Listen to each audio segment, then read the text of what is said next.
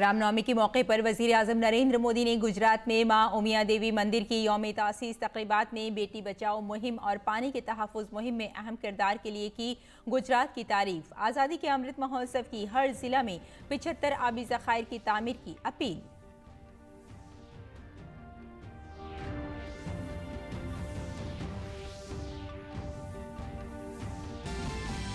18 साल से ज्यादा उम्र के लोगों के लिए कोविड वैक्सीन की एहतियाती खुराक आज से मुल्क भर के निजी अस्पतालों में शुरू। वैक्सीन बनाने वाली कंपनियों ने वैक्सीन की कीमत घटाकर की 225 रुपए।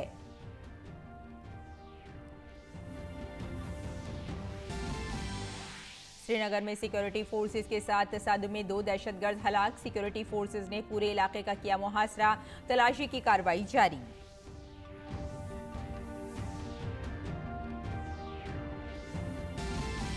पाकिस्तान में इमरान खान की हुकूमत गिरने के बाद नई हुकूमत बनाने की कोशिशें जारी। कल कौमी असम्बली में नए लीडर के इंतखाब के लिए होगी वोटिंग। अपोजिशन की जानिब से शहबाज शरीफ ने दाखिल किए कागजात नामजदगी, जबकि इमरान खान की पार्टी की जानिब से शाह महमूद कुरैशी ने जमा किए कागजात नामजदगी। बरतानवी वजीर आजम बोरिस जॉनसन पहुंचे कीव के अहम दौरे पर। यूक्रेनी सदर ज़ेलेंस्की से मुलाकात में फौजी इमदाद पर की बात। रूस और यूक्रेन का शदीद तनाज़ा 45वें रोज भी जारी।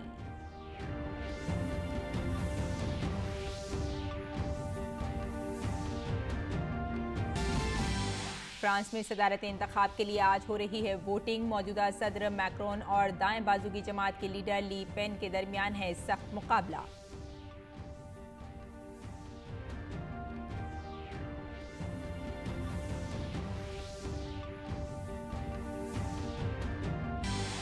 FIH खवातीन हॉकी जूनियर वर्ल्ड कप के पहले सेमीफाइनल में आज भारत का मुकाबला नीदरलैंड से। भारत अब तक टूर्नामेंट में नहीं हारा है कोई भी मुकाबला। पूरा मुल्क आज मना रहा है रामनवमी। अयोध्या के राम जन्मभूमि मंदिर में किया जा रहा है खुसूसी तकरीब का इनेकाद। सदर, नायब सदर और वजीर आजम ने हमवतनों को दी मुबारकबाद।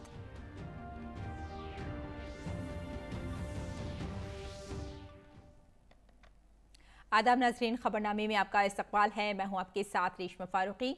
आइए तफसील से अब खबरों पर नजर डाल लेते हैं। वज़ीर आज़म नरेंद्र मोदी ने रामनवमी के मौके पर दोपहर 1 बजे वीडियो कॉन्फ्रेंसिंग के जरिए गुजरात के जूनागढ़ के घटेला में वाक़े उमिया माता मंदिर के 14वें यौम तासीस की तकरीबात से खिताब किया। इस मंदिर का इफ्तिताह भी वज़ीर आज़म नरेंद्र मोदी ने साल 2008 में किया था, जब वो गुजरात के वज़ीर आला थे। 2008 में वज़ीर आज़म की तरफ से दिए गए मशवरे की बुनियाद पर मंदिर ट्रस्ट ने समाजी और सेहत से मुताल्लिक़ मुख्तलिफ सरगर्मियों के दायरे को वसी किया है, जिसमें मुफ्त मोतियाबिंद ऑपरेशन और माशी तौर पर कमजोर मरीजों के माबैन मुफ्त आयुर्वेदिक दवाओं की तकसीम शामिल है। उमिया माँ को कदवा पाटीदारों की कुल देवी भी माना जाता है।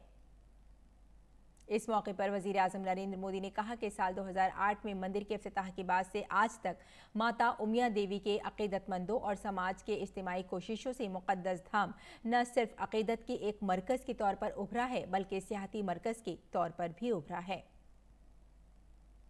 2008 में हमणा सौए उल्लेख पण कर्यो અને લોકાર્પણ માટે મને આવવાનો મોકો મળ્યો હતો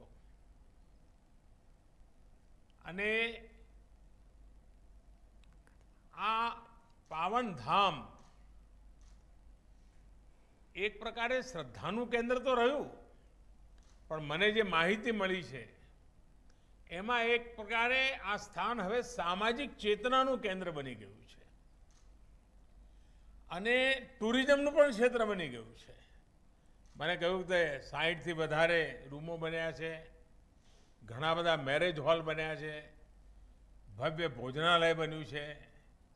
એટલે એક પ્રકારે માં ઉમિયાના આશીર્વાદથી માં ઉમિયાના ભક્તોને અને સમાજને જે કંઈ ચેતના પ્રગટ કરવા માટેની આવશ્યકતા હોય આ બધું પૂરું કરવાનો પ્રયાસ આપ સૌ દ્વારા થયો છે। वज़ीर आज़म ने कहा कि ये माँ का आशीर्वाद है कि पाटीदार समाज हमेशा गुजरात की फिक्र करता है और अपनी खिदमत देता है। आ माना ज आशीर्वाद है कि आपणे बधा साथे मळीने हता सर्वदा ગુજરાતની ચિંતા કરતા રહ્યા છીએ, ગુજરાતના વિકાસને માટે મથતા રહ્યા છીએ, ગુજરાતના વિકાસ માટે હંમેશા કંઈ ને કંઈ યોગદાન આપતા રહ્યા છીએ અને સાથે મળીને કરી રહ્યા છે. અને મેં તો આપણી આ સામૂહિકતાની શક્તિ એનો હંમેશા અનુભવ કર્યો છે. वज़ीर आज़म मोदी ने इस मौके पर मौजूद अवाम से आबी तहफ़्फ़ुज़ के लिए आगे आने की अपील की. પાણીની બાબતમાં એક જાગૃતતા આવી છે, પરંતુ મારો આજે મત છે કે આપણે જળ સંચય માટેના પ્રયત્નોમાં જરાય ઉદાસીનતા ના રહેવું જોઈએ. કારણ કે દર ચોમાસા પહેલા કરવાનું કામ છે. દર ચોમાસા પહેલા તળાવ ઊંડા કરવાના હોય, નળીઓ સાફ કરવાની હોય, આ બધા જેટલા કામ કરીશું તો પાણી આપણું સંગ્રહ થશે, પાણી ધરતી માતામાં ઉતરશે. આ ધરતી માને બચાવવી જ પડે અને એના માટે સારું છે ગુજરાતમાં આપણા ગવર્નર એવા મળ્યા છે કે જે પૂરી તરહ પ્રાકૃતિક ખેતી માટે સમર્પિત છે. और वज़ीर आज़म मोदी ने उमिया माता के अक़ीदतमंदों से ख़ास तौर पर कुदरती खेती को फ़रोग़ देने की अपील की. ગામે ગામ ખેડૂતો પ્રાકૃતિક ખેતી માટે આગળ આવે અને જેમ હું કે કેશુભાઈ પાણી માટે ખૂબ જહેમત કરી હતી, એમ આજે ભૂપેન્દ્રભાઈ ધરતી માતા માટે જહેમત કરી રહ્યા છે. આ ધરતી માતાને બચાવવાની જે એમની જહેમત છે એમાં ગુજરાતના સૌ અને મારી ઉમિયા માતાના ભક્તોને વિશેષ अपील છે. वज़ीर आज़म ने ख़ास तौर पर रामनवमी का जिक्र करते हुए कहा कि आज भगवान श्री राम का यौम ज़हूर है. पीएम मोदी ने कहा कि आज के दिन अयोध्या में तो बड़ी शान और शौकत के साथ त्यौहार मनाया जा रहा है. वज़ीर आज़म ने कहा कि इसका जश्न मुल्क भर में मनाया जा रहा है. प्रभु रामचंद्रजीનો प्रागट्य महोत्सव પણ છે. અયોધ્યામાં તો અતિ ભવ્યતાપૂર્વક ઉત્સવ મનાવાઈ રહ્યો છે, દેશભરમાં મનાવાઈ રહ્યો છે. એ પણ આપણા માટે ખૂબ જ મહત્વની બાબત છે. और अब बात करते हैं कोविड टीकाकारी की. मुल्क गीर सतह पर जारी कोविड मुखालिफ टीकाकारी मुहिम में आज से एक और हुसूलियाबी मुंसलिक हो रही है. मुल्क भर में 18 साल से ज़्यादा उम्र के लोग आज से प्राइवेट अस्पतालों में एहतियाती टीके लगवा सकेंगे. आज से प्राइवेट वैक्सीनेशन सेंटर पर 18 से 59 साल के अहल अफराद को कोविड की एहतियाती खुराक दी जा रही है. 18 से 59 साल के ज़ुमरे के जो लोग एहतियाती खुराक लेना चाहते हैं उन्हें प्राइवेट अस्पतालों का रुख करना होगा. प्राइवेट वैक्सीनेशन सेंटर पर एहतियाती खुराक के लिए सर्विस चार्ज के तौर पर पहले से लिए जा रहे ज़्यादा से ज़्यादा 150 रुपये की ही अदायगी करनी होगी.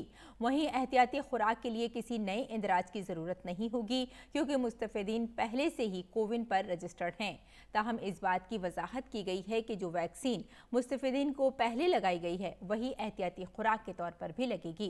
अगर पहले कोविशील्ड लग चुकी है तो एहतियाती खुराक के तौर पर भी कोविशील्ड ही लगेगी और अगर कोवैक्सीन लगी है तो एहतियाती खुराक के तौर पर कोवैक्सीन ही लगाई जाएगी.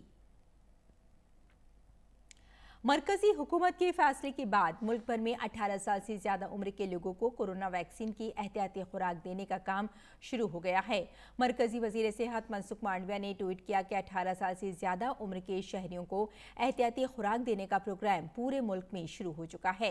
वज़ीर आज़म नरेंद्र मोदी के सबका प्रयास के मंत्र के साथ हम सब मिलकर कोरोना के खिलाफ लड़ाई को मज़ीद मजबूत बनाएंगे.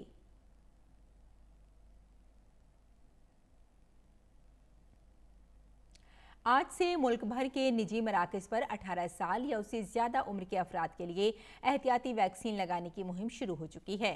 दिल्ली में एक निजी वैक्सीनेशन सेंटर के डायरेक्टर से बातचीत की हमारे नुमाइंदे ने.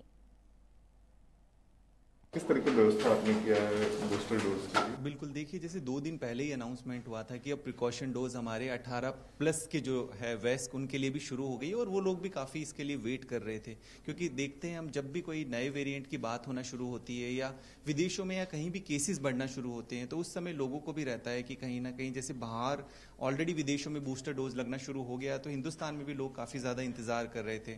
हमारे जो एल्डरली लोग हैं उनको तो ऑलरेडी लगना शुरू हो गया था. हेल्थ केयर वर्कर्स को भी लगना शुरू हो गया था, तो बाकी सब लोगों को भी था कि हमें कब लगना शुरू होगा। तो अभी काफ़ी सारी ऐसी पॉपुलेशन है जिनको 9 मंथ हो चुके हैं, और काफ़ी सारे ऐसी भी इंक्वायरीज हमारे पास पहले से आ रही थी जिनको विदेशों में ज़रूरी है बूस्टर डोज लगा कर जाना वहाँ पर, अदरवाइज वो ट्रैवल नहीं कर सकते। तो आज सुबह से काफ़ी इस तरह के हमारे पास लोग आए, बेनिफिशियरी आए हैं जो कि इस चीज़ के लिए लगवाने के लिए काफ़ी ज़्यादा उत्साहित भी है और लगवा भी रहे हैं आकर। आपने क्या अरेंजमेंट किया है कॉस्ट को लेकर के और बाकी सुविधाएं? हाँ जी, कॉस्ट को जिस तरह से हम बात करें कि अभी फिलहाल गवर्नमेंट ऑफ इंडिया की जो गाइडलाइंस आई है उसके अकॉर्डिंगली प्राइवेट सेंटर्स में ही उपलब्ध है। तो इसमें दोनों ही, जैसे कोविन पे आप रजिस्टर्ड करके भी लोग आ सकते हैं और वॉक इन भी जो आ रहे हैं हम उनको भी लगा रहे हैं वैक्सीन। इसके अलावा एक चीज़ और हमने इसमें ध्यान रखा है कि जो प्राइस इसका ऑलरेडी, जैसे कल हमें रात को लेट नाइट मैसेज आया था कि इसके प्राइस ऑलरेडी कम हो गए हैं 386 दोनों के लिए ही, आपका कोवैक्सीन और कोविशील्ड दोनों के लिए यही वाला। पहले हम कोवैक्सीन के लिए 1200 रुपये चार्ज कर रहे थे और कोविशील्ड के लिए 700 प्लस हम कुछ चार्ज कर रहे थे, जो कि वो प्राइस भी अब काफ़ी कम हो गया है। और वहीं एहतियाती टीका लगवा रहे आम लोगों का क्या कहना है, आइए देखते हैं। 18 साल से अधिक उम्र के लोगों को प्रिकॉशन डोज लगना शुरू हो गया है। आपने प्रिकॉशन डोज लिया, क्या सोच करके लिया है? मेरे लिए तो स्पेसिफिक नीड था कि मुझे बाहर जाना है, और एग्जांपल जापान में 3 शॉट्स चाहिए। 2 शॉट के बाद थोड़ा सा मुश्किल है, वहाँ 3 दिन का क्वारंटाइन है, तो 3rd शॉट में I can go into Japan. ये मेरा मेन था कि फर्स्ट डे पे ही लगाना था मुझे, कि so that I can do the travel. क्या बूस्टर का इंतजार कर रहे थे? अब हाँ, हम काफ़ी टाइम से इंतज़ार कर रहे थे, क्योंकि हमारा भारत सहित विश्व पूरा कोविड-19 महामारी से जूझ रहा है। तो ये सबसे हमारे लिए गौरव की बात है कि हमारा भारत पूरे विश्व में अग्रणी हो गया है। और इसके साथ साथ 18 प्लस के लिए जो बूस्टर डोज शुरू किया है, तो निश्चित रूप से जो भारत सरकार की पहल है, मैं उसकी प्रशंसा करता हूँ। फ्रंटलाइन वर्कर के लिए और हेल्थ केयर वर्कर के लिए जिस तरह गवर्नमेंट का इनिशिएटिव था, तो कहीं ना कहीं हमें भी ये था कि मतलब एक नॉर्मल मैन के लिए कब लगेगी ये वैक्सीन। तो जैसे ही गवर्नमेंट ने स्टार्ट किया 18 प्लस का, हम आए और वी आर वेरी हैप्पी कि गवर्नमेंट ने इनिशिएटिव लिया, बहुत ज़्यादा जरूरी भी था। और सीरम इंस्टीट्यूट ऑफ इंडिया और भारत बायोटेक ने प्राइवेट अस्पतालों के लिए एंटी कोविड वैक्सीन की कीमत में कमी की है। अब दोनों वैक्सीन 225 रुपये में बाजार में दस्तियाब होंगी। इससे कबल कोवैक्सीन की कीमत 1200 रुपये थी, जबकि कोविशील्ड वैक्सीन की कीमत 600 रुपये थी। दोनों कंपनियों ने कहा कि ये फैसला मरकजी हुकूमत के साथ बातचीत के बाद किया गया है।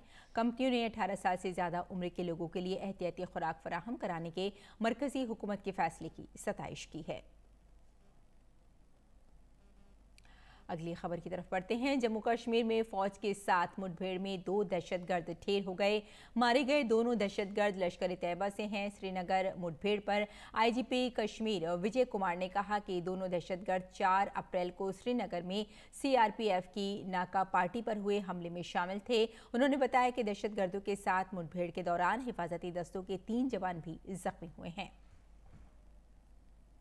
4 तारीख को जो श्रीनगर में अटैक हुआ था सीआरपीएफ के नाका पार्टी पर, जिसमें एक जवान शहीद हो गए थे, एक जख्मी हुआ था, दोनों मारा गया। दोनों पाकिस्तानी टेररिस्ट हार्डकोर लश्कर तैयबा से बिलोंग करते हैं। डाटा पुलिस मेंटेन करती है, ये मॉनिटर करती है कि आर्मी जो ये नहीं है, पुलिस मेंटेन करती है। बहुत डिक्लाइन हो रहा था, इसमें हो रहा है और डिक्लाइन करेंगे हम सब मिलकर, आर्मी सीआरपी पुलिस मिलकर इसको हम डिक्लाइन और करेंगे। हमारे जवान खड़ा रहते हैं तो ये सॉफ्ट टारगेट होते हैं। टेररिस्ट आते हैं छिपा के, पिस्टल छिपा के आते हैं, कंसील करके अटैक करना उसके ईजी है, लेकिन हम लोग भी उसको मुंह तो जवाब दे रहे हैं, देते रहेंगे आगे भी।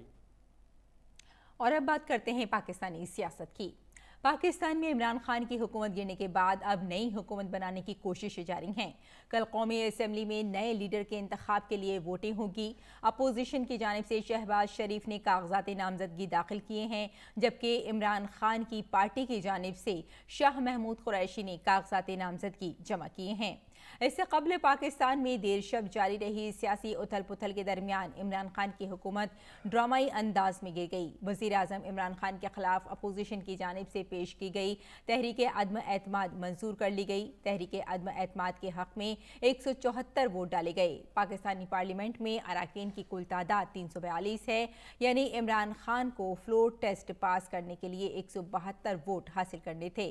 ताहम ऐवान में वोटिंग के दौरान इमरान खान के हामी मौजूद मौजूद नहीं थे। स्पीकर और डिप्टी स्पीकर ने वोटिंग से कबल ही इस्तीफा दे दिया था। अपोजिशन ने मुस्लिम लीग नून के अयाज सादिक को नया स्पीकर मुंतखब कर लिया है और उन्होंने ही वोटिंग कराई। इमरान खान ने वजीर आजम की रिहाइशगाह छोड़ दी है। अब वो अपने निजी घर बनीगाला रवाना हो गए हैं। पाकिस्तान के साबिक वजीर इत्तलात ने कहा कि इमरान खान को वजीर आजम की रिहाइशगाह से अलविदा किया गया है और वो वहां से रजामंदी से चले गए हैं। कौमी असम्बली में तहरीक अदम एतमाद पर वोटिंग के दौरान इमरान खान के सेक्रेटरी आजम खान और दीगर कई अफसरान के तबादले कर दिए गए हैं। इमरान की सियासी जमात PTI के हामियों ने कौमी असम्बली के बाहर एहतजाज शुरू कर दिया है। इससे कबल लाहौर में भी इमरान के हामी सड़कों पर निकल आए हैं।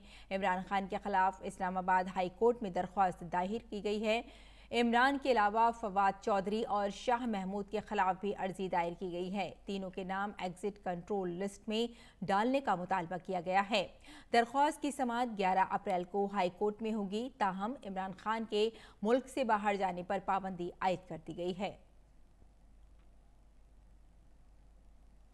और वजीर दाखिला अमित शाह गुजरात के दौरे पर हैं। वजीर दाखिला अमित शाह ने अपने दौरे का आगाज रियासत के जिला बनासकांठा से किया, जहां वजीर दाखिला ने पाक भारत सरहद पर वाक़े नादेश्वरी माता मंदिर गए और पूजा की।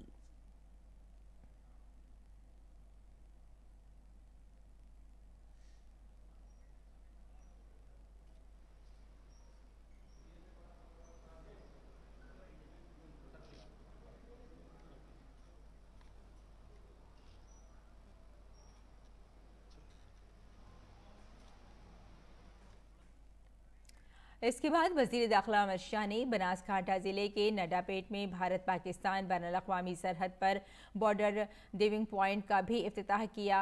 BSF के प्रोग्राम में मरकजी वजीर दाखिला अमित शाह ने कहा कि जब भी मुल्क में कोई आफत आई, BSF ने बहादुरी का मुजाहिरा करने में कोई कसर नहीं छोड़ी। उन्होंने कहा कि यहाँ आकर बच्चों के मन में भी हुब्बुल वतनी का जज्बा पैदा होता है। यहाँ सियाहत के फ़रोग़ के लिए भी इक़दाम किए जा रहे हैं।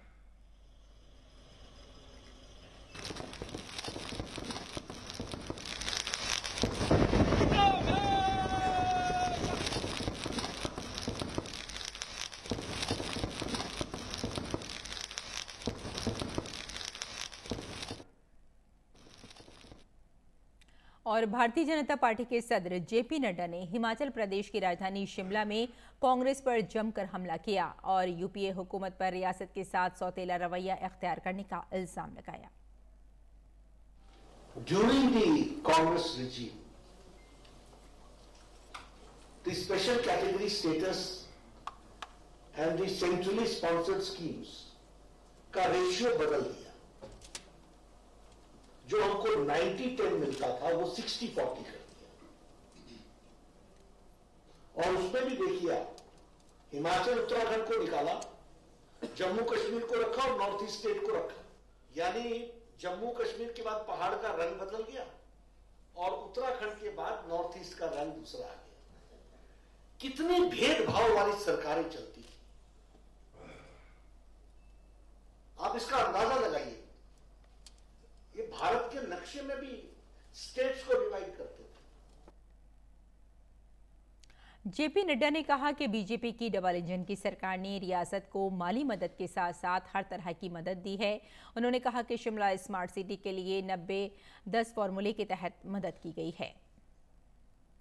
जब हम स्मार्ट सिटी की बात करते हैं, अब इसमें भी आप देख लीजिए, स्मार्ट सिटी में the concept is that maximum to the tune of जिस कैटेगरी में शिमला और हिमाचल प्रदेश धर्मशाला आते हैं, उस कैटेगरी में you will be given a fund to the tune of 500 crores and with a matching grant of 500 crores from the state government. It's a 50-50 project, but special consideration has been kept for Himachal Pradesh, 500 from the government of India and only 50 from government of Himachal Pradesh, 90-10 के ratio हो रखा है। ये double engine की सरकार है। ये हमसे कई बार लोग पूछते हैं क्या है डबल इंजन। ये है डबल इंजन। आपका वर्कलोड कम कर रहे हैं और आपको पैसा ज्यादा दे रहे हैं। ख़वातीन और अतफ़ाल बहबूद की मरकज़ी वज़ीर स्मृति ईरानी ने आज गुवाहाटी में वज़ारत के ज़ेर एहतमाम रियासतों, मरकज़ के ज़ेर इंतज़ाम इलाक़ों और शुमाल मशरक़ी ख़ित्ते के हिस्सेदारों के साथ इलाक़ाई मीटिंग का इफ्तिताह किया। इस मौके पर ख़वातीन और अतफ़ाल बहबूद की वज़ीर मुमलिकत महिंद्र मोंचाबारा और आसाम के समाजी बहबूद के वज़ीर अजंता नियोग भी मौजूद थे। कॉन्फ्रेंस का मकसद शुमाल मशरक़ी भारत की सभी 8 रियासतों में वज़ारत के 3 अम्ब्रेला मिशन, मिशन तक़सिया 2.0, मिशन शक्ति और मिशन वात्सल्य पर रियासती सरकारों को बेदार करना है। मरकज़ी वज़ीर स्मृति ईरानी ने इससे कबल 8 रियासती हुकूमतों के नुमाइंदों से मुशावरत की, जिनमें सिक्किम के समाजी बहबूद के वज़ीर M.K. शर्मा और त्रिपुरा के समाजी बहबूद के वज़ीर शांतना चकमा शामिल हैं। इसके बाद फ़रोग़ ख़वातीन और अतफ़ाल के शोबे के मुख्तलिफ हिस्सेदारों के साथ तबादला ख्याल किया गया। प्रधानमंत्री किसान सम्मान निधि के तहत मुल्क के 11 करोड़ 3 लाख किसानों के खातों में कल 1.82 लाख करोड़ रुपए और बराह रास्त मुंतकिल किए जा चुके हैं। पीएम किसान सम्मान निधि की इस नई कामयाबी पर वज़ीर आज़म मोदी ने मुल्क के किसानों को मजबूत करने के लिए अपने अज़्म को दोहराया है। उन्होंने ट्वीट पैगाम में लिखा कि मुल्क को अपने किसान भाइयों और बहनों पर फ़ख्र है। वो जितने मजबूत होंगे, नया भारत उतना ही खुशहाल होगा। मुझे खुशी है कि पीएम किसान सम्मान निधि और ज़राअत से मुताल्लिक़ दीगर स्कीमें मुल्क के करोड़ों किसानों को नई ताकत दे रही हैं। Defence research and development organisation और भारतीय फौज ने कल पोखरण फायरिंग रेंज में Pinaka MK-1 advanced EPRS rocket system और Pinaka area denial munition rocket system का कामयाब तजुर्बा किया। गुज़िश्ता 15 दिनों के दौरान मुख्तलिफ सलाहियतों पर मुश्तमिल 24 रॉकेट दागे गए और इन तजुर्बों के साथ EPRS की तकनीकी महारत का इब्तदाई मरहला कामयाबी से तय हो गया और अब सनत के शराकतदार रॉकेट सिस्टम मैन्युफैक्चरिंग सीरीज़ के लिए तैयार हैं। Pinaka rocket system armament research and development establishment Pune ने तैयार किया है, जिसमें पुणे में वाक़ DRDO की एक और unit high energy material research laboratory ने मदद की है। Doctor G Satish Reddy, chairman DRDO, ने रिकॉर्ड वक्त में फ़्लाइट ट्रायल मुकम्मल करने पर टीमों को मुबारकबाद दी है। आज रामनवमी है, यानी श्री राम का यौम पैदाइश। उनका यौम पैदाइश पूरी दुनिया में पूरी शान शौकत, अक़ीदत और जोश व खरोश के साथ मनाया जा रहा है। श्री राम की पैदाइश चैत्र महीने की शुक्ल पक्ष की 9वीं तारीख को दोपहर में हुई थी। कोरोना वबा की वजह से गुज़िश्ता 2 सालों से त्यौहार को शान और शान तरीक़े से मनाने से महरूम लोग इस बार त्यौहार को बड़ी धूमधाम से मना रहे हैं। इस मौके पर अयोध्या में बड़ी तादाद में अक़ीदतमंदों ने मुक़द्दस नदी सरयू में स्नान किया।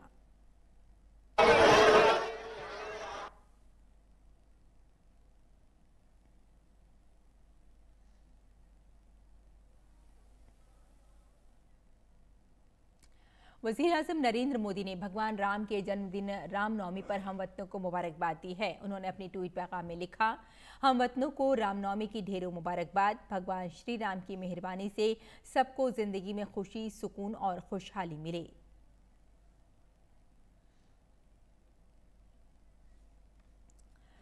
और रामनवमी का त्यौहार मुल्क भर में जोश व खरोश के साथ मनाया जा रहा है। Andhra education society centre secondary school नई दिल्ली में भी आज रामनवमी का त्यौहार मनाया गया, जिसमें स्कूल के साथिज़ा और तलबा ने हिस्सा लिया। स्कूल में गुज़िश्ता 30 सालों से रामनवमी का त्यौहार मनाया जा रहा है। हालांकि कोरोना की वजह से गुज़िश्ता 2 सालों से इसका एहतमाम नहीं हो सका था। आंध्रा एजुकेशन सोसाइटी 1948 में कायम हुई थी और ये सोसाइटी राजधानी दिल्ली में 5 स्कूल चलाती है। हमारे स्कूल में लास्ट 30 ईयर्स से हम सेलिब्रेट कर रहे हैं और इस वर्ष स्पेशली है क्योंकि 2 साल के बाद हम कर रहे हैं। और इस फ्रांस के सदारती इंतखाबात के पहले मरहले में आज वोटिंग शुरू हुई। फ्रांसीसी सदारती इंतखाबात में रुखसत पजीर सदर इमैनुअल मैक्रों और दाएं बाजू की उम्मीदवार मैरीन ली पेन के दरमियान असल मुकाबला माना जा रहा है। वोटिंग ग्रीनविच के म्यारी वक्त के मुताबिक शाम 6 बजे शुरू हुई और शाम 6 बजे तक जारी रहेगी। पहला एग्जिट पोल वोटिंग के अख्ताम के बाद शाये किया जाएगा। फ्रांस में ऐसे इंतखाबात आमतौर पर बहुत काबिल एतमाद होते हैं। चंद हफ्ते पहले तक राय आमा के जायज़ों ने यूरोपीय यूनियन के हामी सेंटरिस्ट मैक्रो के लिए आसान फतेह की तरफ इशारा किया था। अभी हाल ही में उनकी उम्मीदवारी को यूक्रेन पर उनकी फाल सिफारतकारी, मजबूत इक़्तिसादी इस्लाहात और मुनक़सिम अपोजिशन की वजह से तक़वियत मिली, लेकिन सदर मैक्रो की इंतखाबी मुहिम का देर से आगाज़ और अब तक सिर्फ बड़ी रैलियाँ, रिटायरमेंट की उम्र में इजाफे जैसे गैर मकबूल मनसूबों और महंगाई में हालिया ज़बरदस्त इजाफे ने सदर की मकबूलियत की दर्जाबंदी को मुतासर किया है। इसके बरक्स यूरोपीय यूनियन और इमिग्रेशन के खिलाफ तनकीद करने वाले ली पेन ने अपनी इंतखाबी मुहिम के लिए पूरे फ्रांस का एतमाद के साथ दौरा किया। उनके हामी हर जगह उनकी जीत के नारे लगाते नजर आ रहे हैं। इसकी मुहिम को कीमती जिंदगी के मसाइल पर तवज्जो मरकूज करने से तक़वियत मिली और दाएं बाजू के हरीफ एरिक ज़ेमूर के लिए उनकी हिमायत की कमी ने उनकी मकबूलियत को बढ़ा दिया है। राय आमा के जायजे अब भी पहले राउंड में मैक्रों को बरतरी दिखाते हैं, अगरचे राय आमा के कई जायजे अब ये मानने लगे हैं कि दोनों उम्मीदवारों के दरमियान मुकाबला सख्त है। दीनदयाल अंत्योदय योजना नेशनल अर्बन लाइवलीहुड्स मिशन के तहत मुल्क की राजधानी दिल्ली में रोजी रोटी मेले का इनेकाद किया गया। मेले में बड़ी तादाद में मारूफ कंपनियां भी पहुंची, जिन्होंने नौजवानों को रोजगार के मौके फराहम किए। इसके साथ ही कारोबार शुरू करने के लिए कर्ज की फराहमी का इंतजाम भी किया गया। मेले में सेल्फ हेल्प ग्रुप्स की बड़ी तादाद भी देखी गई और इस आजीविका मेले में क्या खास था, हमारे नामानिगार ग्रेश निशाना ने इसका जायजा लिया।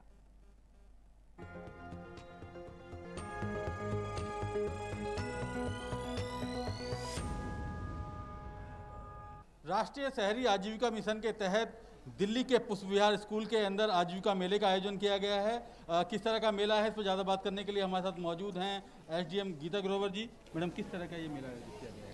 ये हमारी दिल्ली एनयूएलएम के लिए जो है आज हमने ये मेला लगाया है। एनयूएलएम की जो वेरियस स्कीम्स हैं उनको हम शोकेस कर रहे हैं और प्लस इसके अलावा जो है हमने यहाँ पे अपने जॉब मेला ऑर्गेनाइज़ किया है कि पीछे हमने 2 साल देखा है कोविड में काफ़ी लोगों ने अपनी जो है रोज़गार खो दिया है और उनका आर्थिक काफ़ी ख़राब हो चुकी है व्यवस्था। तो हमने ये ऑर्गेनाइज इसीलिए किया कि ज़्यादा से ज़्यादा लोगों को मौका मिले और जॉब एम्प्लॉयमेंट के लिए हमारे पास आज यहाँ 20 से ज़्यादा जो है कंपनीज़ आई हुई हैं जिसमें डिफरेंट जॉब रोल्स हैं और देख रहे हैं जैसे कि बहुत सारे बच्चे जो है यहाँ इंटरेस्टेड हैं और आ रहे हैं, अपना रजिस्ट्रेशन कर रहे हैं नौकरी के लिए। जॉब के अलावा जो है हमने स्किल ट्रेनिंग प्रोग्राम्स और हमारा सेल्फ हेल्प ग्रुप्स का फॉर्मेशन कैसे होता है और उसके क्या क्या फ़ायदे हैं, प्लस लोन फैसिलिटीज़ जो हम अर्बन पुअर लोगों के लिए जो है 2 लाख से 10 लाख तक का जो लोन फैसिलिटीज़ अवेलेबल हैं एनयूएलएम स्कीम में, उन सब के लिए भी जो है हम लोगों को फैसिलिटेट कर रहे हैं। इस मेले में कई स्वयं सहायता समूह पहुंचे हुए हैं, बात करते हैं, कैसा लग रहा है आपको इस मेले में? बहुत अच्छा लग रहा है सर मेले में आकर, क्योंकि अगर हम ज़्यादा से ज़्यादा लोगों को जानकारी दे पा रहे हैं कि भाई स्वयं समूह के द्वारा भी हम इतना काम कर सकते हैं, सरकार इतनी हेल्प कर रही है महिलाओं के लिए कि महिलाएं आगे बढ़ सके। इस आजीविका मेले में कई कंपनियां भी पहुंची हुई हैं जो युवाओं को नौकरी देने के लिए आई हैं, आप क्या कहेंगे? हमें बस रोजगार चाहिए, पढ़ाई के साथ हम अपने करियर पे भी फोकस करना चाहते हैं ताकि हम अपने फैमिली पे डिपेंड नहीं रहे किसी भी चीज़ के लिए। हमारे लिए तो अच्छा है क्योंकि हमें अपॉर्चुनिटी मिली है एक जॉब के लिए। हमें देख के औरों को भी कॉन्फिडेंस आया कि वो भी आए यहाँ पे हमारी तरह। दीनदयाल अंत्योदय योजना राष्ट्रीय शहरी आजीविका मिशन के तहत आयोजित इस आजीविका मेला को लेकर युवा काफ़ी उत्साहित नजर आए। यहाँ स्वयं सहायता समूह के लोगों ने अपने बनाए उत्पादों को प्रदर्शित भी किया। कैमरामैन अजीत कुमार और सन्नी काला के साथ ग्रीस निशाना, डीडी न्यूज, दिल्ली। तो खबरनामे में फिलहाल इतना ही, इजाज़त दें, आदाब।